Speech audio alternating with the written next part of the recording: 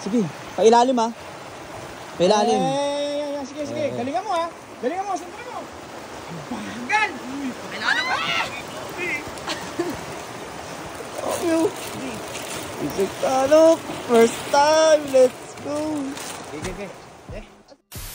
At bumiyay nga kami ng isang oras mga kababayan para manghuli ng isda. Kamusta kayo mga kababayan? Kung may tatanungin nyo, okay lang. At eto, kasama ko si Bebe Labs na inaantok pa, napilitan ng ata to. At eto, katrabaho namin si Carl. For the first time, 5 taon na ako dito sa Canada mga kababayan, ako makakapaghuli ng isdang ito. At ito si Randy TV, bida-bida. First time niya rito, akala mo naman alam yung lugar. Yon, naligaw pa nga.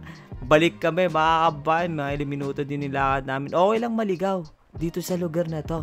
Kasi tignan nyo, napakaganda naman yung lugar dito. At ilang sandali nga lang, natuntunan nga namin yung lugar at nakasabay namin at na-meet ito, yung Tupas family. Let's go. At hindi ko kabisado yung lugar kaya tinawagan ko yung kapatid ko. Humingi ako ng guide. At sabi niya, pag nakita nyo yung pulang yan, yung tali na yan, nandun na kayo sa tamang lugar. At sabi may madadaanan daw kami na maliit na tulay. Eto na siguro yun. Maliit na talaga eh. Ingat ka dyan, Bebe Labs. At eto na nga mga kababayan. Nandito na kami. Nandito na kami. Naligaw ko kami pero nandito na kami. Be, ay be, dami be. Ayun, dami. Ayun, puro smelt ka be. Ayun mo. Toto si Tommy ko. Tik. Sige, pailalim ha. Pailalim. Sige. Galingan mo ha. Galingan mo, sentro mo. Bagal! Kailangan mo. Isip talok. First time. Let's go. At syempre, susubukan ko din yan mga kababayan. Akala ko nung una, madali lang sila huliin. Pero dapat pala may timing yan. Kasi tignan nyo rito, akala ko may huli ako dyan pero wala eh. Pero nadudunan talaga sila nung kumpul-kumpul na sila. Pero sa pagkakataon na to, pinilisan ko yung pagkababa ako ng net. Ayan, nakahuli ako ng medyo marami. At ito, lumipat nga ako ng pwesto. Tinan nyo si Randy TV. Oh, wala sa focus oh. Wala sa focus. At saan nakatingin? Dahil wala ka sa focus, wala ka tuloy yung huli. Ito sa pagkakataon na ito. Oh, sisirisahin ko natin. Maalog-alog pa. Baka malaglag. Binilisan ko na yan. Mga babayan, dahil focus ako at binilisan ko, yan, nakahuli na ako ng malupit. At alam nyo ba, itong smelt fishing dito sa Prince Edward Island ay nag-i-start ng April 1 to June 15. Hindi ko lang alam sa ibang provinces dito sa Canada, pero dito sa island ganito. Kasi ito sa mga inaabangan ng mga tao dito, lalo na mga Pinoy, yung smelt fishing.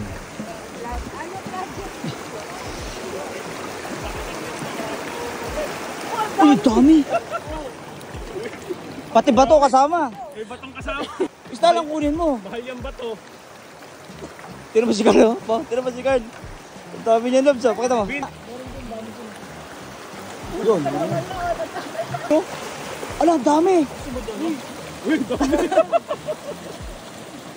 Oh, wait. Oh, makakauwi ka na. Ang dami. Sapatos ni Carl. Ay, kipanda ka pa. First time ko nga nakarating dito sa lugar na to. 5 taon na ako dito sa Prince Edward Island. Ini-imagine ko ano kaya itsura na itong lugar na to kapag winter. Pero tignan nyo naman ngayong season na to, mga kababayan, napakaganda. At sinubukan nga namin i-utol dito sa medyo mababa kung makakahuli kami. Wala kami nahuli dito. Pero may isa akong paraan para huliin sila. Hindi na kailangan ng panghuli. Papakita ko sa inyo ha. Ito, tanan nyo ha. Tamang paghuli ng smelt to. Oh. Si Utol oh. Ayun oh, may kukulit siya doon oh. Sa loob wala po. Wala ako nahuli. Dito pwedeng umalis na wala ka nahuhuli. Yan, abangan mo dyan. Ganyan. Hindi na siya. Ang ano dito kasi may limit lang to mga kabayan. Si Utol ngayon bibilangin niya. Tama mga kababayan, hindi lang basta huli ng smelt fish dito. Kasi kasama sa rules dito yung limit ng kukunin mong isda. Dapat sana pwede lang tayo kumuha o humuli ng 60 fish per person. per day yon mga kababayan na. Kaya naman eto, naisip namin nila utol na tingin namin mga 150 fish na yung nakuha namin.